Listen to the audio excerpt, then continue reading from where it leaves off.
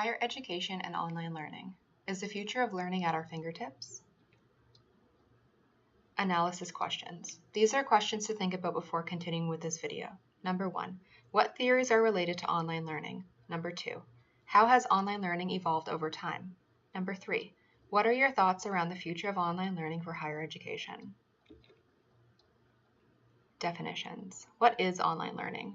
Throughout our research, we have come to realize there are many different ways to define online learning. Oblinger and Oblinger 2005 describe the idea of online learning as learning that is done completely and fully online. A more general definition of online learning comes from Benson 2002. They describe online learning as any learning environment or opportunity that is accessed through a means of technology. Online learning is constantly taking on new forms and keeping up with the change in technology. What is higher education?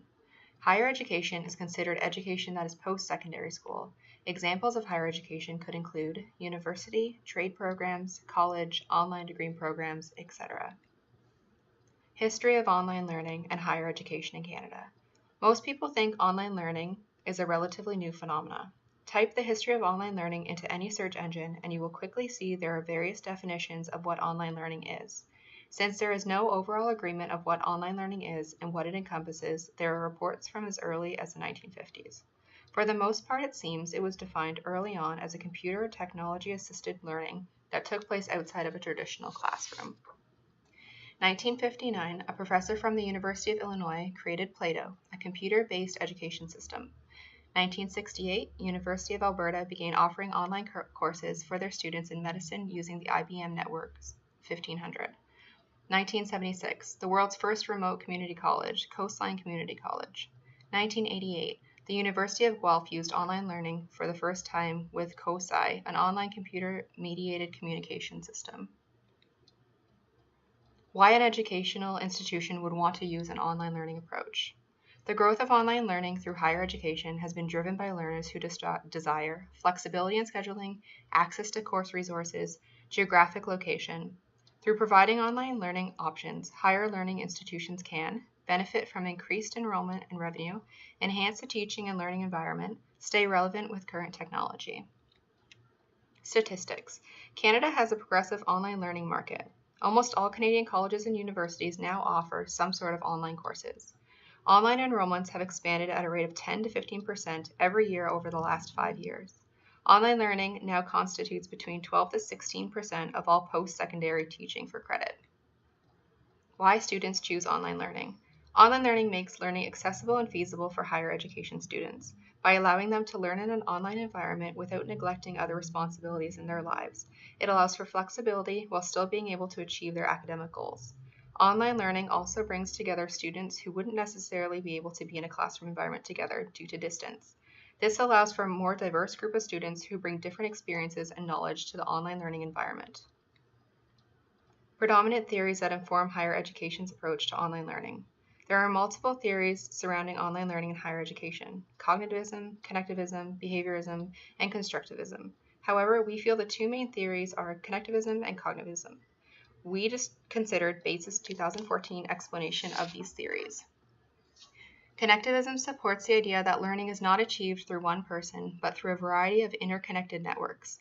This theory recognizes the importance of the social and cultural context of learning, the ability to connect through different networks and share ideas and contexts across a wide variety of platforms. Behaviorism is described as the cause and effect theory, the idea that our learning is developed through certain stimuli. For example, children will do chores for an allowance. They know and recognize that by doing the action, the chore, they will receive a reward, the allowance. We have discussed the topic of how behaviorism can be related to online learning and higher education. Some students find by receiving higher grades, they continue to do better work. The action, applying themselves more with assignments, will give them the reward, a higher grade. We also use the example of verbal praise. For participating in class, which is the action, students will receive verbal praise, the reward. This will in turn, hopefully, encourage the students to continue to participate. Constructivism. This theory supports the idea that people develop their own understanding based on personal experiences and reflection. Cognitivism. This theory suggests the learners learn through their perception of ideas, concepts, and problems. This theory is very important in online learning and higher education, as typically courses are designed with a problem-based learning model. This is where the learners come up with a context or situation and develop solutions.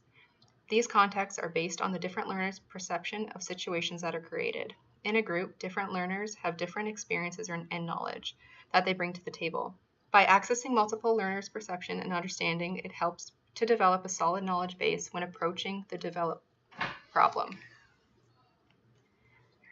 Downfalls of online learning in higher education. There are some downfalls to online learning in higher education. There is little face-to-face interaction. Most courses only allow an hour or so of face-to-face interaction, if at all. Building those social relationships with peers is tougher in an online environment as it requires more effort from both parties. Online learning typically requires the learners to do more assignments and coursework. Due to the online learning environment, there are typically no tests. Rather, there are assignments that essentially test the learner's knowledge and understanding of the course content.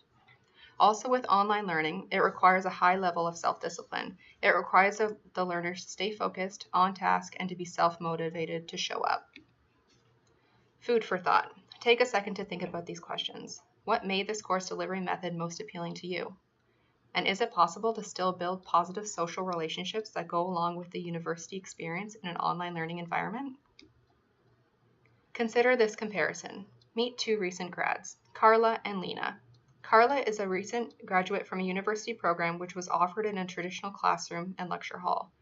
Lena, also a recent graduate, completed her degree through a university program which took an online learning approach. Carla and Lena both took the same courses. However, the delivery methods were very different. Carla spent most of her time sitting in a lecture hall with over 100 other students. The content was typically relayed through the use of PowerPoint presentation, requiring her to take notes on the content. Her studying was done via a very thick textbook requiring a lot of reading. To discuss any concerns with her professor, she was instructed to send an email in which would be responded within 48 hours. Lena, however, learned watching tutorial videos with minimal assigned readings each week. She was able to pause, rewind, and reflect on the content that was learned about. Once a week, Lena participated in synchronous class discussions with her peers and instructor. These discussions were based around the content and the learner's interpretation of the information. Lena also had access to asynchronous discussion boards for further reflection. If Lena had any concerns or questions, her instructors were available via scheduled synchronous chat discussions. There were a few major differences about Carla and Lena's learning environments. Carla's classes were instructor-led. The information was relayed to her, and she was expected to retain all the information learned for future tests and exams. Lena, on the other hand, her classes were learner-focused. Herself and her peers were the center of the course. The information and videos provided were used as background information to start discussions, form opinions and theories, and to promote reflection. Lena's courses began online. Being online, they supported the cognitivism and connectivism learning theories. Learning is based on the learner's understanding and perception of the information that is attained. Since online learning supports the idea that learners essentially learn from each other, the learning possibilities are essentially endless, as they rely on each individual learner's perception and of the content. Cognitivism. Since Lena earned her degree through an online learning environment and connected with multiple people and networks for her courses, this supports the connectivism theory. The traditional classroom and style of learning apply more typically to behaviorism and constructivism. As we stated earlier, connectivism and cognitivism are more applicable to online learning in higher education. With that being said, it doesn't mean that we do not think that the theories, connectivism and cognitivism cannot be applied to a traditional learning environment.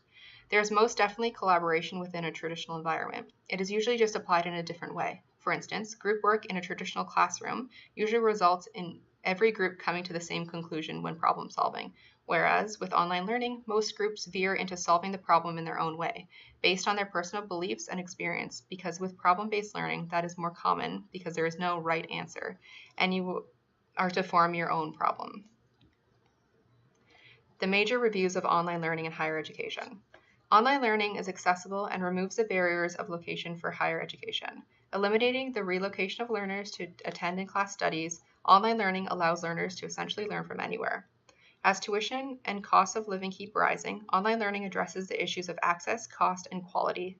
Only a small percentage of any population can devote their full time to any singular task, like getting a degree. Learning online seems to be the way of the future. Today's students want access to resources and learning tools all the time. On or off campus, they want deeper and flexible learning experiences. Without online digital technologies, students may be jeopardizing their future success.